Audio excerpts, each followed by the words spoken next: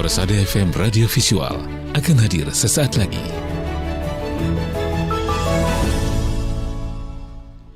Bismillahirrahmanirrahim. Assalamualaikum warahmatullahi wabarakatuh.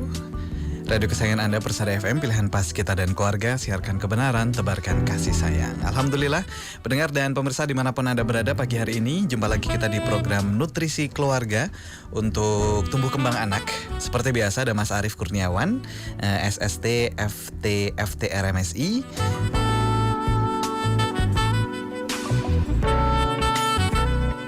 Ya, beliau adalah fisioterapis peminatan anak dan tentunya setiap hari Jumat ya pemirsa dan pendengar selalu memberikan edukasi kepada kita semuanya terkait hal yang update, hal-hal yang diperlukan untuk memaksimalkan potensi dan tumbuh kembang anak.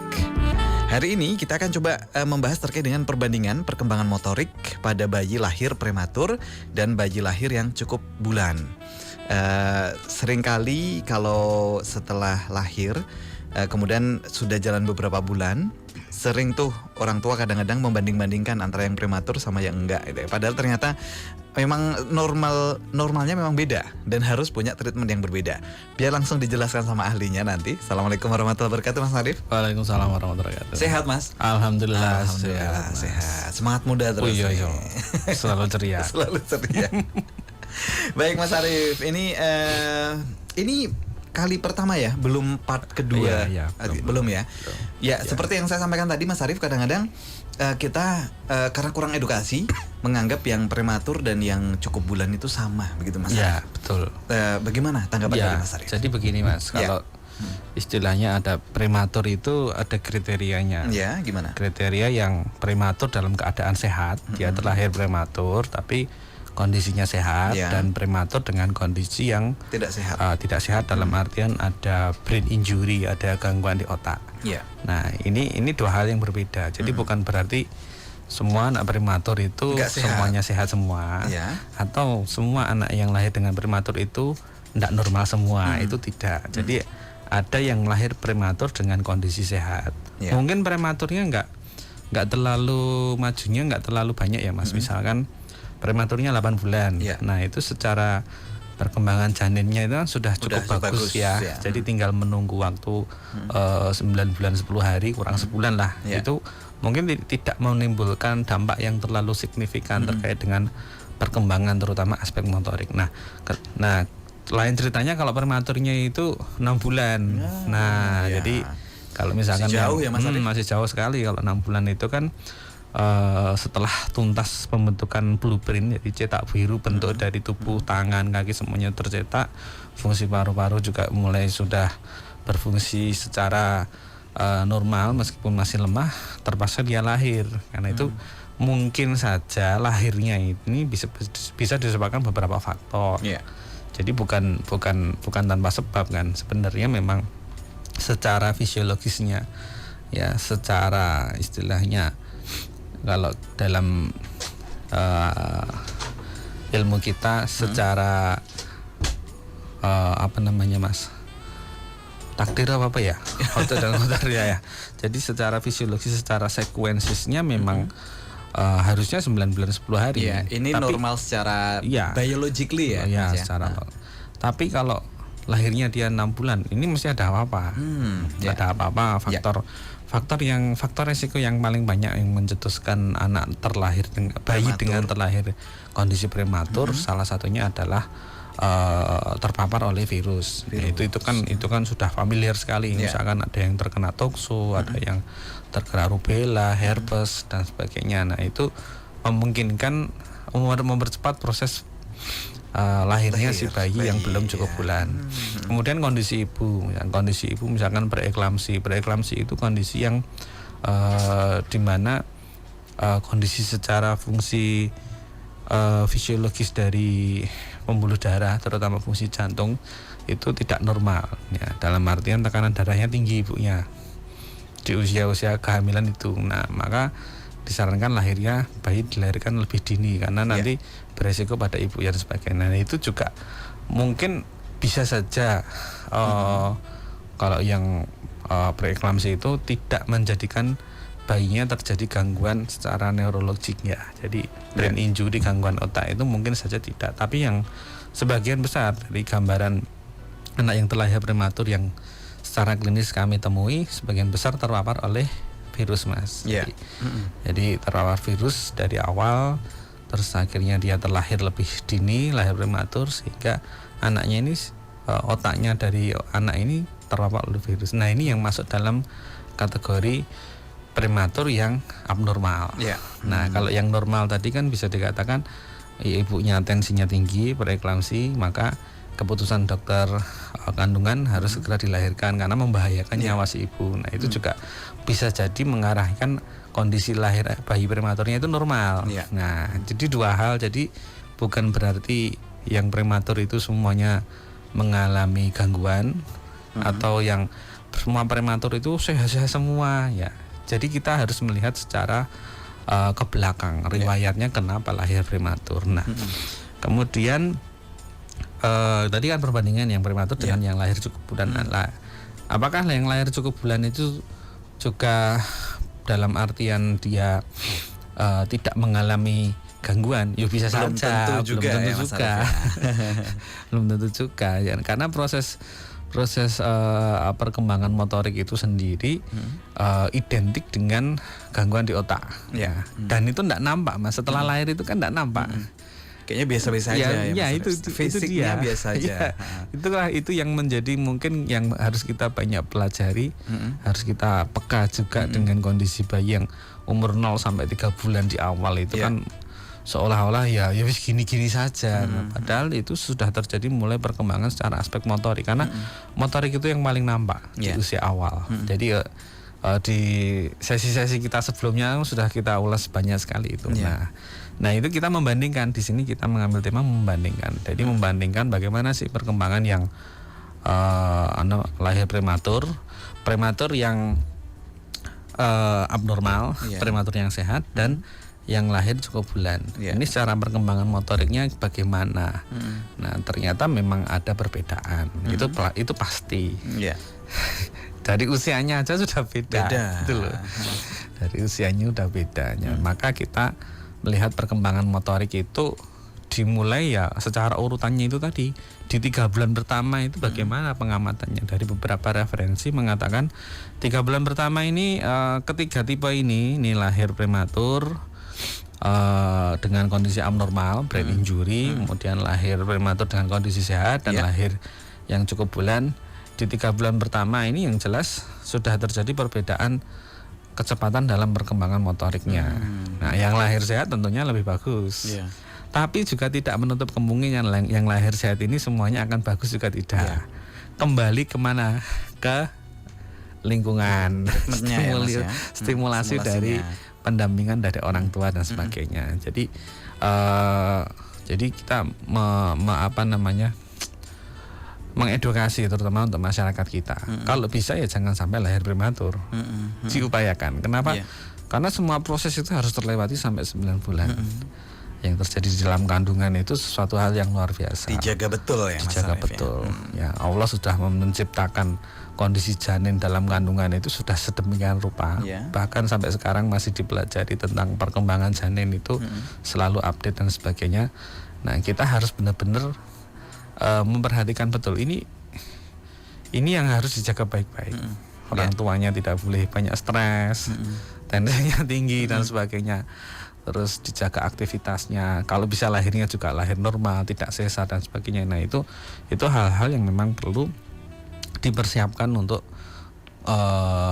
mempersiapkan anak kita itu lahir dengan kondisi yang baik, melewati fase perkembangan yang sesuai dengan usianya.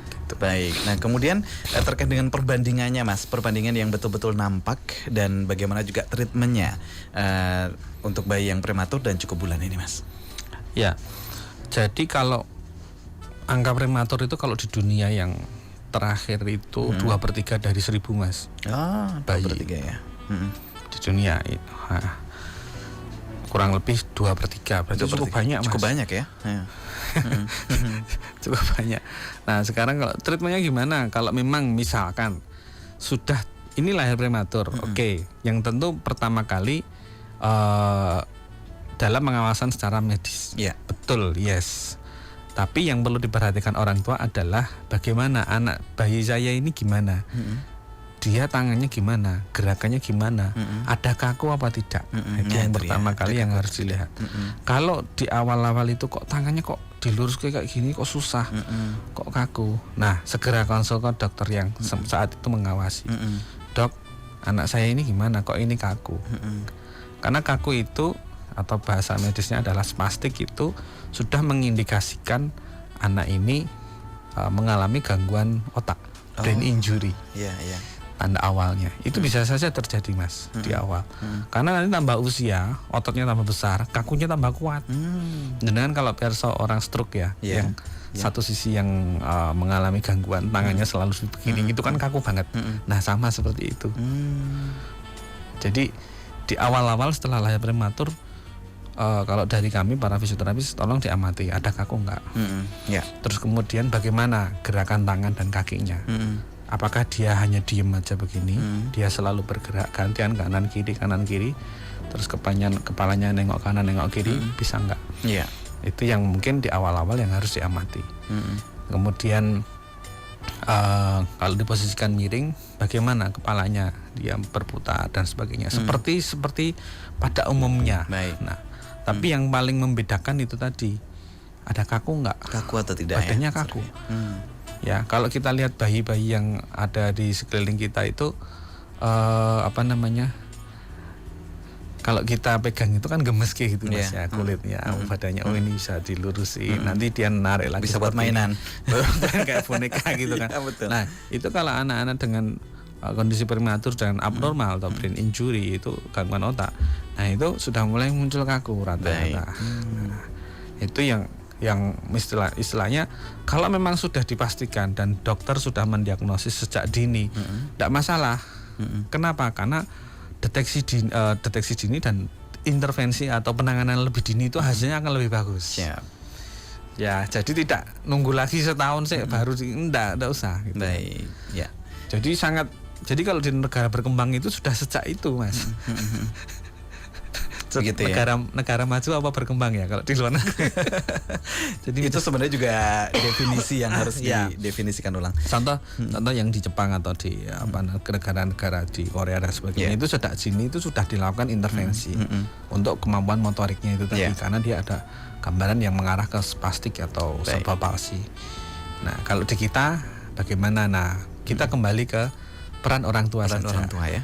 Baik, Mas Arief. Nah, kalau terkait dengan bayi yang cukup bulan, mungkin tidak perlu kita banyak bahas terlalu banyak ya, Mas, ya, untuk edisi kali ini. Jadi untuk saat ini barangkali Bapak, Ibu dan keluarga yang kemarin putra-putrinya lahir prematur, mungkin di usia 0 sampai 3 bulan seperti yang disampaikan Mas Arief tadi, begitu ya.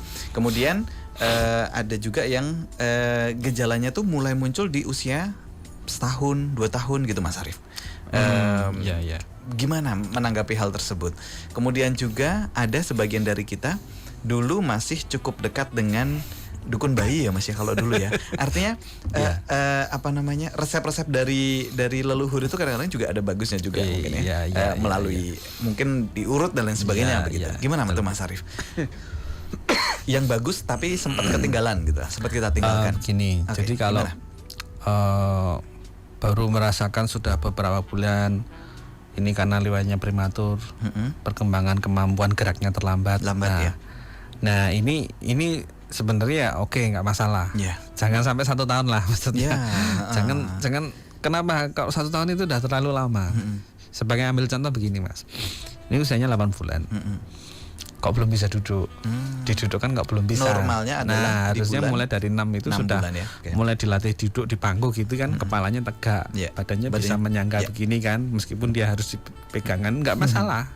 Tapi kok 8 bulan kok belum bisa? Dia hanya tiduran, mirang-miring dan sebagainya, duduk kok kepalanya masih jatuh. Nah, ini harus udah bagus itu kalau bisa menyadari, anak saya ini ada apa ya ini, rasa penasaran itu ada, itu udah bagus itu. Segera mencari solusi, tanyakan ke dokter gimana dokter sebagainya. Nanti ada saran harus dirujuk untuk terapi dan sebagainya. Itu itu sudah sangat luar biasa Ya. di usia itu. Jadi tidak nunggu 1 tahun. Ya, kelamaan Bapak Ibu. Lah 1 tahun udah jalan loh Mas. Jalan Ini ya baru harusnya bisa duduk aja belum bisa kan? Betul. Sudah jedanya ketinggalannya terlalu banyak gitu kan. Baik. Nah, itu mungkin salah satu hal yang mungkin perlu diperhatikan oleh kita bersama, terutama para orang tua. Ya. Itu harus benar-benar membiasakan. Jadi jangan membiasakan nunggu dulu, jangan. Jangan Harus proaktif ya, Mas kita Arif. harus sensitif lah istilahnya dengan kondisi perkembangan anak kita. Baik, ya. Ya, karena dengan sensitif itu tadi kita akan lebih cepat ketika menemukan ada hal yang tidak beres. Itu lebih sensitif. Kalau kita lengah ya nanti, karena usia ini kan bertambah terus kan. Iya. Jadi dan kalau sudah bertambah nggak bisa dimundurin kan. Betul. Nah, kemudian untuk masalah yang hal dengan leluhur, pijat bayi dan sebagainya, it's okay. Jadi tidak ada yang istilahnya hal yang bertentangan ya sebenarnya.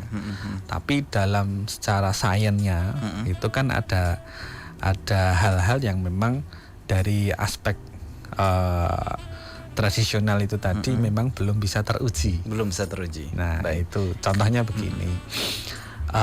Kalau dukun bayi dulu cara mijetnya itu rosok, kenceng. Kenceng ya. Padahal secara aspek anatomi pada bayi usia kurang 1 tahun, tonus otot, kekenyalan otot itu masih sangat minim. Nah, kemudian sensasi nyeri pada bayi. Jadi kalau dipencet itu rasanya sakit kayak jiwit itu ya. Itu sensitif banget. Nah, itu tuh nilai ambangnya itu cukup rendah. Rendah dalam artian ketika rendah itu kalau ditunjuk sidik gini itu udah bereaksi gitu loh Mas. Nah, itu kalau dikasih dengan tekanan yang cukup kuat, nah akhirnya kan terjadi hal yang tidak nyaman untuk si bayi.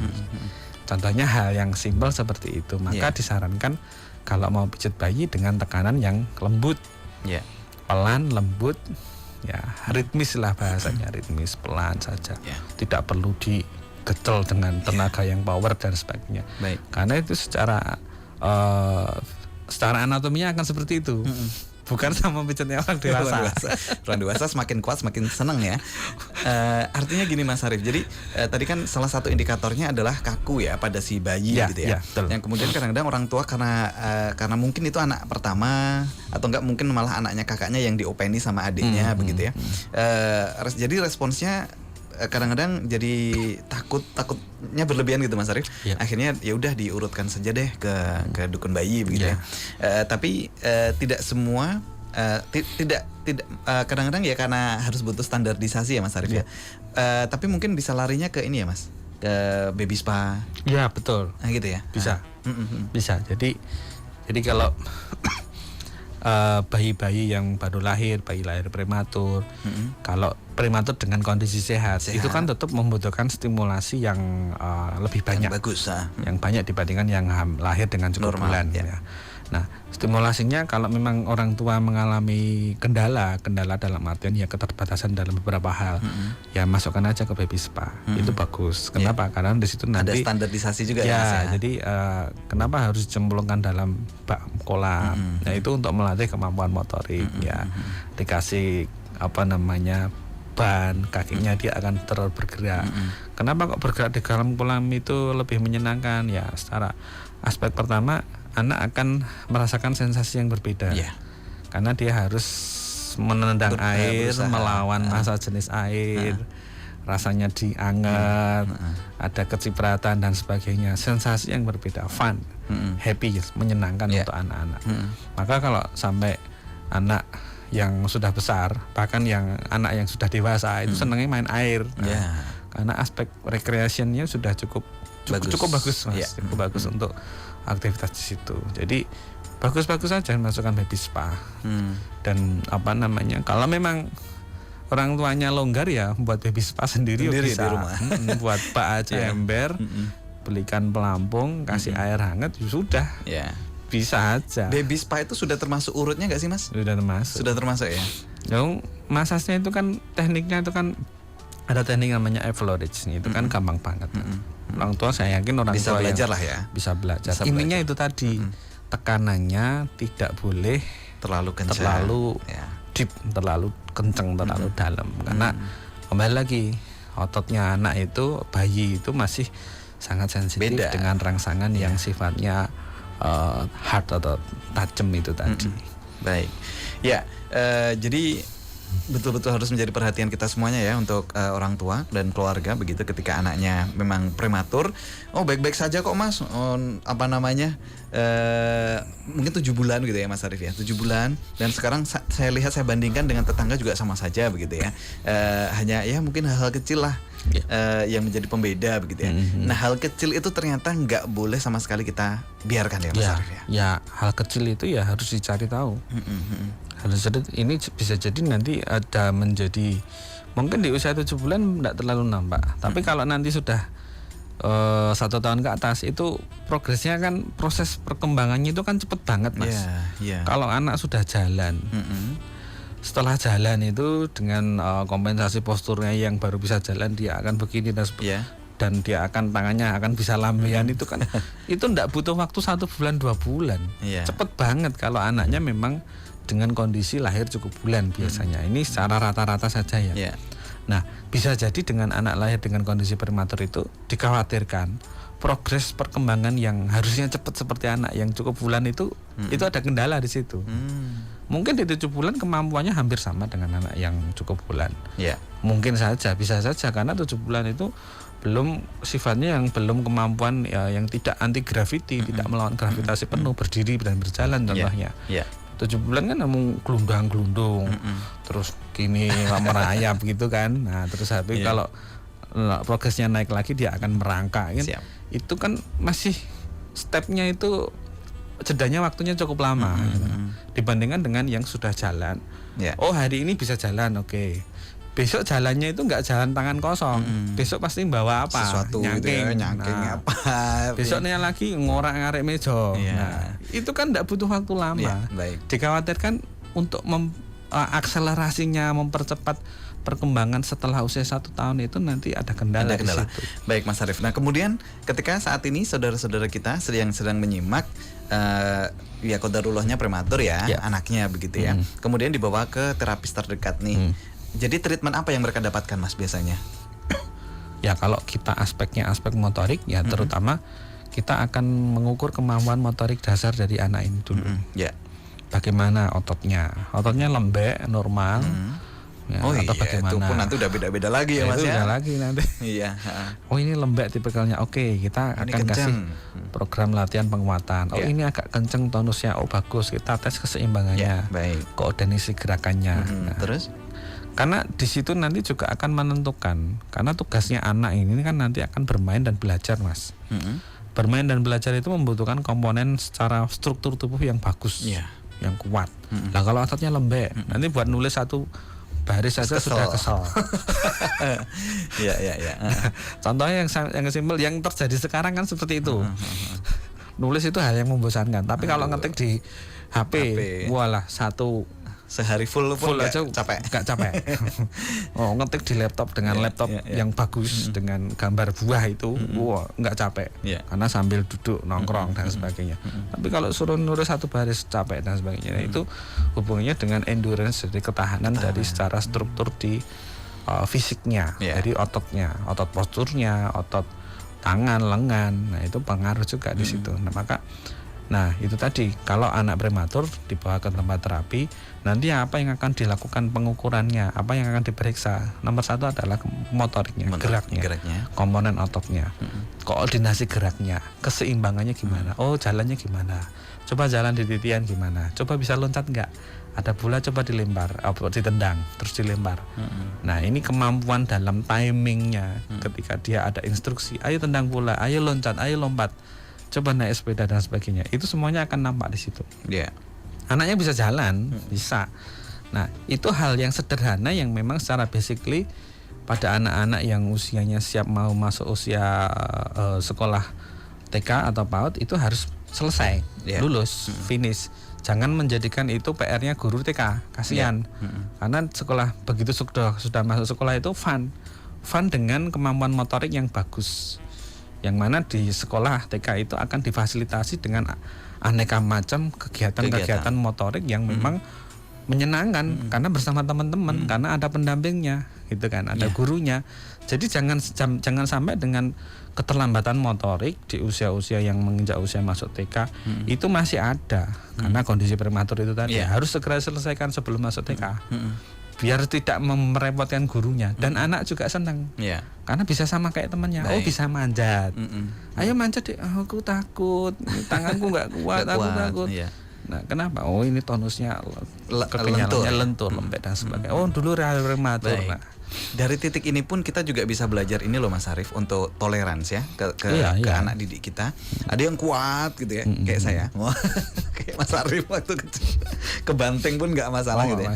Tapi ada juga yang dalam tanda kutip lembek gitu ya. Jadi kita nggak boleh menjudge saat itu juga. Nggak bisa gitu ya. Kita harus sebagai guru, sebagai pendidik, sebagai tetangga juga harus tahu ketika ada anak balita yang lembek gitu ya. Ternyata dari alurnya aja udah prematur ternyata dan mereka nggak tahu begitu ya. Dan kita harus memberikan treatment yang lebih kepada mereka. Jadi ketika dibawa ke terapis maka dicek dulu ya Mas ya.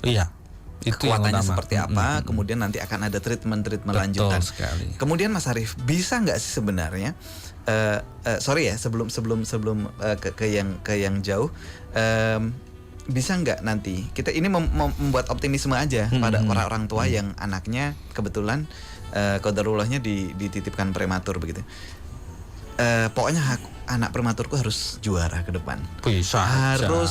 Harus lebih bagus ke depan. Jangan sampai dalam tanda kutip jangan sampai kalah sama yang lain. Tahap-tahapnya yang biar maksimal tuh gimana Mas Arief? Yang nomor kunci utamanya ya ketika anak itu masih di usia balita ya Mas ya. Kita ngomongnya di balita dulu. Kalau sudah setelah balita itu kita karena sudah tidak terlalu banyak progres di situ. Jadi golden age-nya di sana. Golden age-nya itu balita. Bagaimana motoriknya? Nomor satu itu motorik. Karena dengan motorik anak secara gambaran sederhananya seperti ini. Ketika anak ini kemampuan motoriknya bagus, yang dilakukan pertama kali di tempat yang baru apa? Eksplorasi. Oh, ini tembok warna biru, tak pegang. Oh, biru. Oh, ini ada kaca, dipegang. Oh, ikannya kaca, diketok tok. Oke. Oh, ini pintu, ini ada kaca, ada bayangan. Sambil diobrolin ya Mas ya. Lampunya. Oh, bagus. Oh ya, ini lampu. Itu hal yang sederhana. Itu anak itu cerdas. Kenapa? Karena dia ingin tahu. Dan stimulasinya ada terus ya Mas Arief. Ada terus. Dibawa ke tempat yang baru. Oh, ini ada kursi, coba duduk di sini. Coba naik, coba berdiri di kursi. Oh, aku bisa tinggi. Oh, tinggi itu rasanya seperti ini dan sebagainya. Oh, jatuh tuh sakit. Oh, jatuh. Coba loncat, bluk gitu. Wah, begitu loncat bisa menapak dengan tepuk tangan, apresiasi. Jangan kok nakal banget sih. Nah, jangan. Siap. Baik, jadi untuk Bapak Ibu dan saudara semuanya yang lahir prematur ya, putra-putrinya, jangan khawatir. Jadi stimulusnya harus lebih kencang ya Mas Arief ya. Motoriknya memang harus lebih kuat. Biar kuat betul di usia golden age-nya ya. Karena Mas Arief yang sering muncul adalah ketika si anak udah usia SMP. Berapa tuh? 12-13 tahun ya, 13 tahun ya Mas Arief. 13 tahun, anak yang usia SMA bahkan usia 16 tahun. Wong itu dulu anak prematur gitu, sering loh Mas Arief di tengah-tengah kita. Jadi kelemahan dia diungkapkan pada usia-usia yang udah remaja gitu Mas. Padahal sudah tidak berhubungan sama sekali. Tidak berhubungan sama sekali. Sebenarnya makanya itu tadi. Kalau komponen strukturnya fisik, terutama motorik ototnya itu bagus, tahan, endurance-nya bagus, powernya oke, akselerasinya bagus, mau diajak ngapain aja itu siap Mas. Gitu loh. Dalam artian belajar, kita masuk yang usianya yang bukan balita lagi, yang mau masuk SD 10 tahunan lah kurang lebih, banyak membaca. Jangan kita membayangkan membaca itu nggak capek. Loh, membaca itu capek. Ada waktunya juga ya Mas Arief ya. Kenapa capek? Capeknya di mana? Di kepala? Enggak. Postur. Postur, leher, kepala, mata juga bahu, tangan, buka buku. Ini kalau tidak tahan, kalau ototnya nggak bagus, apa mau Mas? Baca sak lembar aja wis ngantuk, kesel. Apalagi yang dengan pressure yang cukup kuat, tuntutan anak harus bisa memahami materi ini, itu kan stres kan, stresornya kan cukup kuat. Piye tuh kok gak mudeng-mudeng dan sebagainya, makin stres kan. Itu kalau anak dengan tipe motorik yang bagus, nyantai aja, ya baca aja, diulang-ulang aja, diulang-ulang nggak masalah, wong fisiknya kuat. Baik, itu loh. Nah, kendalanya anak-anak dampak dari pandemi salah satunya itu tadi. Kebanyakan screen time, aktivitas sekolah yang kemarin masa pandemi 2 tahun itu sempat hilang. Sekarang kembali lagi baca buku. Ya, ini kan gak gampang, Mas. Betul. Buka buku itu kan susah. Baik. Menarik, Mas Arif. Wah, ini nggak terasa ini jalan terus nih waktunya. Artinya gini, jadi salah satu simpulannya adalah masa-masa golden age di mana usia balita 5 tahun ya Mas ya, 0 sampai 5 tahun yang saat ini punya putra prematur atau di era-era pandemi, yuk masih ada waktu untuk dimaksimalkan. Semakin banyak gerak, semakin ngorak-arik barang-barang, semakin ngorak-arik bumbu di dapur ya Mas Arif ya. Coret-coret, biarkan. Outbound diajak ke kebun di kandang, Nah itu dia, dimaksimalkan. Jangan ke kebun nanti banyak nyamuk. Apa? Gitu ya Mas Arif ya. Malah dibiarkan ya saat ini ya. Biarkan nanti kita lihat hasilnya di usia 6 tahun, 10 tahun, bahkan di usia remaja. Karena itu tadi, dengan motorik itu anak itu akan belajar banyak hal. Dia akan bisa memutuskan kesana apa enggak. Pengalaman ya berarti. Berani apa enggak ya. Jadi tidak ada bayang-bayang orang tua yang akan mengarahkan. Berani enggak? Ayo sana, coba sendiri dan sebagainya. Meskipun masih kecil tapi mereka udah punya referensi ya Mas ya. Secara safety-nya tentu kita mempertimbangkan, itu nomor 1. Tugasnya orang tua mempertimbangkan secara safety. Itu. Jadi ya dimaksimalkan motoriknya itu. Kalau memang anaknya diajak aktivitas fisik senang, mau ikut les renang, masukkan saja. Jangan ragu-ragu. Nanti bisa apa enggak? Jangan berekspektasi anak les renang bisa jadi atlet renang, terlalu jauh. Penting senang-senang dulu ya Mas Arif ya. Udahlah main aja lah. Dulu. Mau belajar gaya dada ini 3 bulan enggak masalah. Sing penting anak ini fun, senang, motoriknya terasah, semakin hari makin kuat, badannya makin bagus, sehat, kuat, enggak jarang sakit dan sebagainya. Itu sudah berhasil itu. Rehat dulu ya Mas Arif. Wah, kita ternyata jamnya mati di situ. Wah, ini semakin keasikan ngobrol, nanti iklannya belum keputar. Kita rehat dulu ya Mas Arif. Siap. Kita lanjut di sesi yang kedua, pemirsa dan pendengar, kami kembali untuk Anda sesaat lagi. Baik pendengar dan pemirsa dimanapun Anda berada, kita lanjutkan nutrisi keluarga masih bersama dengan Mas Arif, terapis peminatan anak yang banyak memberikan edukasi kepada kita semuanya hari ini terkait dengan treatment terhadap anak yang prematur. Jadi jelas harus dibedakan dulu dari awal ya, ternyata ya ayah bunda dan keluarga, bahwa anak prematur tuh mau tidak mau memang berbeda dengan yang lahir 9 bulan 10 hari ya Mas Arif ya. Memang berbeda dulu dari awal dan kemudian memang harus kita treatment sedemikian rupa, khususnya untuk kita latih terus geraknya, kemudian kedinamisannya ya Mas Arif ya. Gizi masuk nggak nih Mas Arif? Gimana nih terkait ini? Meskipun nanti ada pembahasan khusus, bolehlah di-spill sedikit Mas.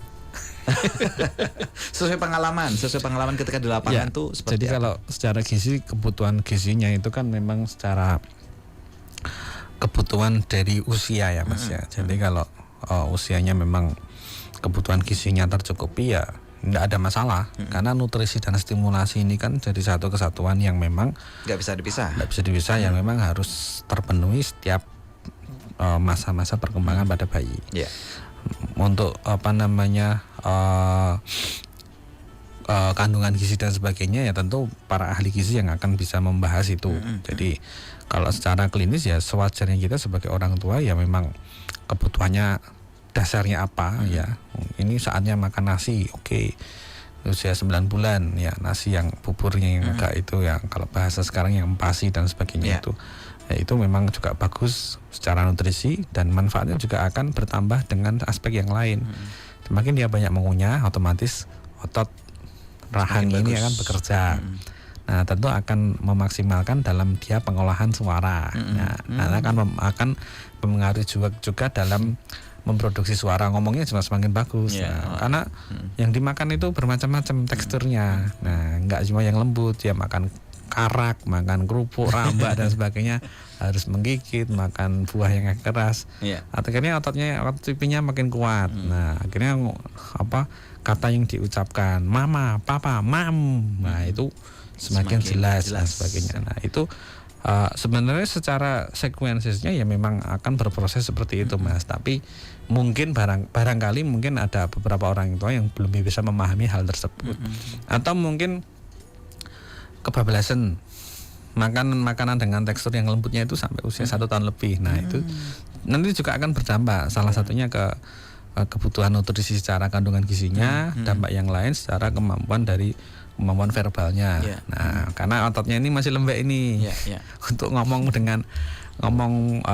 kata-kata yang sifatnya konsonan, mam, mau dan sebagainya. Nah, itu agak susah. Kenapa?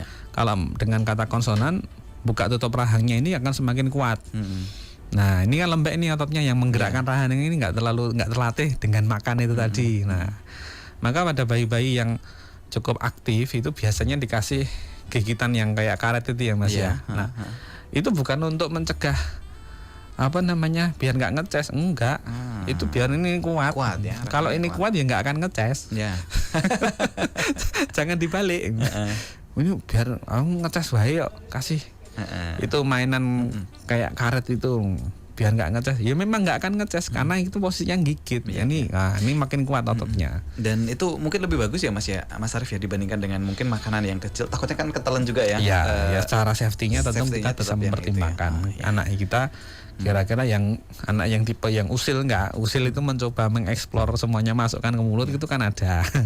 Namanya itu. Baik, satu pertanyaan Mas Arif, mohon maaf ya tidak bisa banyak pertanyaan mungkin yang bisa disampaikan karena waktu juga terbatas, terkait dengan anak yang prematur, Mas Arif, apakah juga berkaitan dengan ini harus dibahas, apakah berkaitan juga dengan hal-hal yang vital pada dirinya, alat vitalnya dan seterusnya ke depannya, termasuk kelaminnya, jantungnya dan lain sebagainya. Monggo Mas Arif. Ya.